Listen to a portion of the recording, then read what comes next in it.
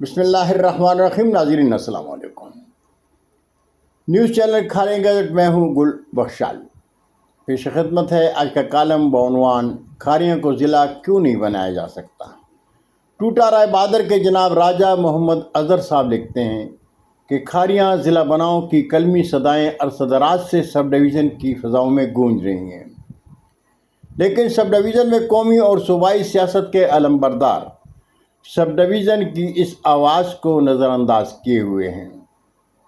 راجہ محمد اظہر صاحب کہتے ہیں کہ اس وقت پنجاب کے 41 اضلاع میں سے 6 اضلاع کھاریاں سے آبادی کے لحاظ سے چھوٹے ہیں، جبکہ 7واں ضلع کوٹ ادو کھاریاں کی آبادی کے برابر ہے۔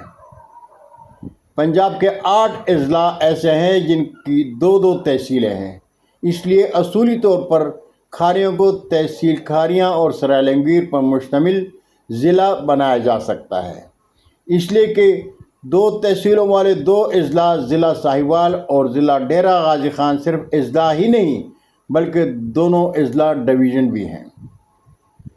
2 تحصیلوں والے اضلاع ضلع مری، ضلع تلہ گنگ، ضلع حافظ آباد، ضلع وزیر آباد، ضلع ساہیوال، ضلع پاکپتن، ضلع ڈیرہ غازی خان اور ضلع کوٹ ادو اگر پنجاب بھر میں 2 تحصیلوں پر مشتمل یہ اضلاع بن سکتے ہیں تو کھاریوں کو ضلع کیوں نہیں بنایا جا سکتا۔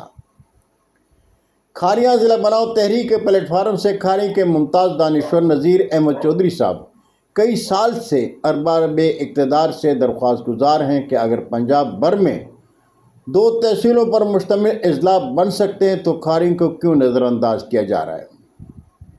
نذیر احمد چودھری کہتے ہیں کہ میں نے 23 جون 2019 کو اپنے ایک مضمون میں لکھا تھا کہ ضلع گجرات کو گجرات ڈویژن بنایا جاتا ہے تو کھاریوں کو ضلع بنایا جائے، کیونکہ ضلع گجرات کی ایک قدرتی اور آئیڈیل حد بندی ہے۔ دریائے جہلم اور دریائے چناب کے درمیان اسے برقرار رکھنا چاہیے۔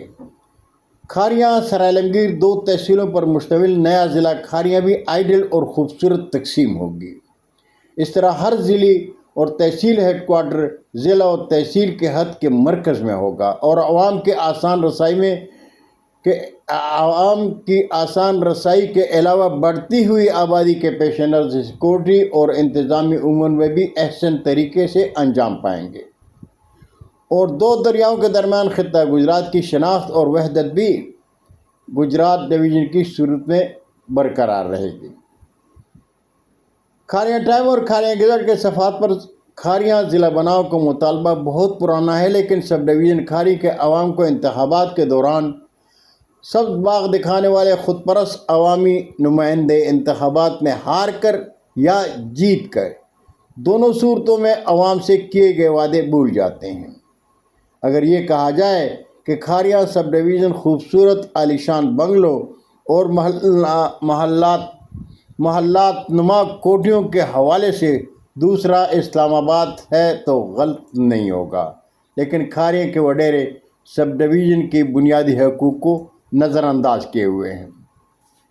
بہت شکریہ ناظرین، زندگی نے ساتھ دیا تو برقی رابطے میں پھر ملاقات ہوگی۔ جاتے جاتے درخواست ضرور کروں گا کہ میرے چینل کو سبسکرائب کریں، دوستوں کے ساتھ شیئر کریں اور چینل کی گھنٹی ضرور بجائیں۔ اجازت چاہوں گا۔ اللہ ہم سب کے پاکستان کا حامی و ناصر ہو۔ پاکستان زندہ باد۔